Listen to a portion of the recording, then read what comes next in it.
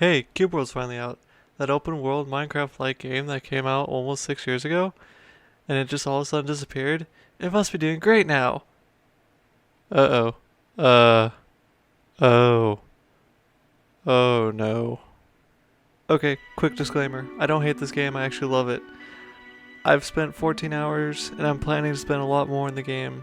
There's just so many flaws that we need to address, and I'm going to explain the game, the bad, the good, and then some options to fix it. So, here we go. So, Cube World is, as it's reported on Google, a voxel-based action role-playing game.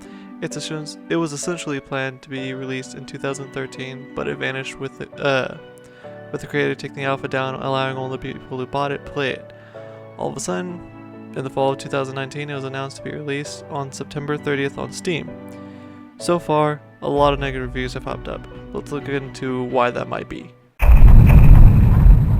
The two things from personal experience that I can tell is that there's no goal, and when you leave your territory that you're in at the moment, you pretty much are restarting. So let me address those each individually. So when you start the game, you have no goal.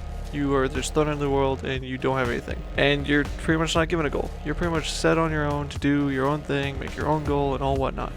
And that's great, except for the fact that usually when a game does this, it has something to hold on to. Minecraft has building, you're set to do your own thing, build your own skyscraper, whatnot. Cool. But when you have this sort of type of game that's based on fighting, you're not going to have that. You don't have building to back out on. You don't have any other kind of function to back out on. This game, you're only fighting and progressing through that. Yes, you can say, well, exploration is the satisfaction in your goal and all whatnot. No Man's Sky has learned that the hard way. You can't do that. So, let's go on to problem number 2. So the second thing is when you leave the territory that you're in, immediately all your items are pretty much drained from they're debuffed. You cannot continue on with those weapons because they do not work in that territory. There's some items that have a plus sign that will work in other territories, but that doesn't help. You cannot reset your players without giving them something to help them continue on from there. Mobile games do this, but the way that they do is they help you get back or further where you were quicker. But this doesn't do it. And this is not a mobile game. It cannot happen. And then you collect these artifacts that don't help you in combat or anything like that. It helps you with exploration, but it doesn't help you progress in the next territory. And when you collect these artifacts, it says you level up. Levels mean nothing in this game, which is, if levels mean nothing, then don't have levels. Just don't. You're not advancing yourself killing monsters.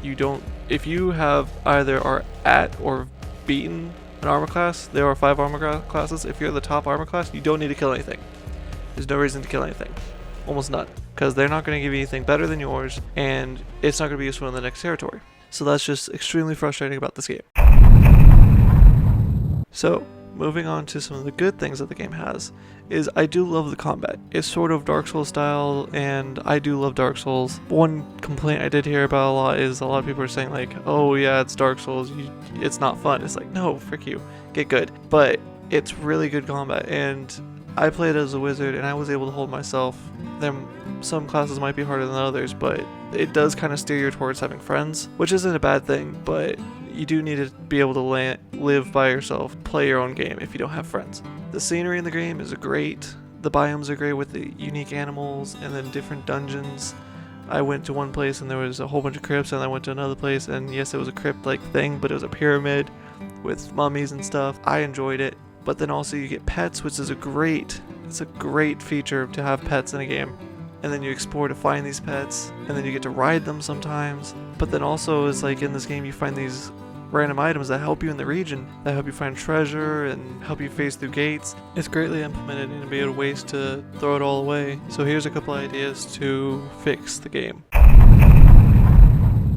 To fix it, I have a couple ideas. To fix the goal thing, we need to first fix the other issue first. So I have 2 ideas how to fix this. First, you can make it where the level of the artifacts actually help you in the next region and encourage you to collect them before you continue on to the next region. That way, the game is less grindy and allows you to explore more. The second idea would change the game a lot more, but I think it works a lot better. So you make it to where you can actually level up by fighting, grinding, just earning XP, destroying monsters, and then through that, from your level and your weapons power, when you transfer into another region, your weapons power and your level are decreased by half. That way, when you explore further and further out, it just gets less and less and less. If you're grinding and you just become the best guy in the area, able to kill everything, and you go to the next area, you're not as weak. It's not making you have a hard reset, which helps you explore, helps people explore, helps the player continue to play. And then after we figured out the first thing about exploring more areas, we can start with the boss. You don't have to make anything complicated, just a simple, these are the bad guys, this is the main villain, kill the villain, but make the villain like his territory out further than the original starting area. That way, when you finally reach him, and maybe when you defeat him, it opens up more areas. But it just doesn't have to be that complicated. It just has to be simple, something for the players who can't come up with anything on their own to go after. But do make the boss difficult, and maybe make it to where if you collect more artifacts, he's easier. Just to give some incentive for exploring and not running it straight towards this boss and booking it and all whatnot. So that's some fixes to it. Now, I do love Cube World. It is an awesome game. I'm planning on continuing to play, and I plan on playing some for this channel. But it has to be fixed. It needs to be fixed, and hopefully it gets fixed. I hope you guys enjoyed this. Please comment your opinions of this, and help spread the channel. Bye.